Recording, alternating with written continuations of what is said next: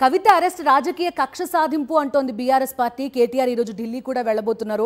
At the same time ED next step ఏంటి అనే అంశం కూడా చాలా చర్చనీయాంశం అవుతోంది.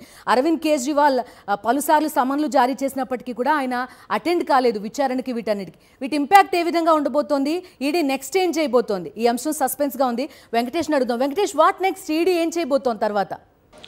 ఢిల్లీ లిక్కర్ కేసులో అరెస్ట్ అయిన మాజీ ముఖ్యమంత్రి కేసీఆర్ కూతురు కవితను కాసేపట్లో రౌజ్ అవెన్యూ కోర్టుకు తరలించబోతున్నారు.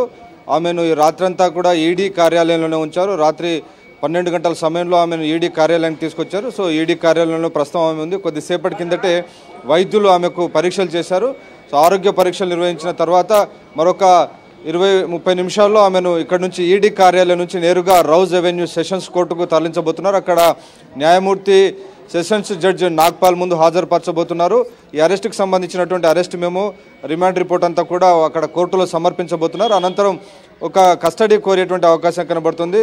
దాదాపు 14 రోజుల వరకు కూడా కస్టడీ అడిగేటువంటి అవకాశం ఈడీకి ఉంది. కాబట్టి ఆ మేరకు ఈడీ కస్టడీ అడిగిన తర్వాత న్యాయమూర్తి దానిపైన నిర్ణయం తీసుకోబోతున్నారు. నిజానికి ఇటువంటి కేసుల్లో ఖచ్చితంగా కస్టడీ ఇచ్చి ఆమె నుంచి మరిన్ని విషయాలు రాబట్టేటువంటి అవకాశం కనబడుతుంది. ఈ కేసు చాలా 2 సంవత్సరాల నుంచి నడుస్తుంది. సో ఈ కేసు దాదాపుగా క్లైమాక్స్కి చేరింది. కవిత అరెస్టుతో ఈ కేసులో ఒక కీలకమైనటువంటి అరెస్టు జరిగిందిగా మనం భావించవచ్చు. ఇక తదుపరి అరెస్టు ఢిల్లీ సీఎం అరవింద్ కేజ్రీవాల్ను అరెస్ట్ చేస్తారనేటువంటి ఒక చర్చ జరుగుతోంది. ఎందుకంటే వీరిద్దరి అరెస్టు మాత్రమే ఈ కేసులో మిగిలి ఉంది.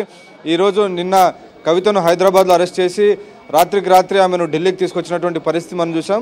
మనీ లాండరింగ్ యాక్ట్ కింద ఆమె అభియోగాలు ఎదుర్కొంటున్నారు. ఢిల్లీ మద్యం పాలసీని అడ్డం పెట్టుకొని అక్రమంగా సంపాదించారనేది ప్రధానంగా అభియోగం.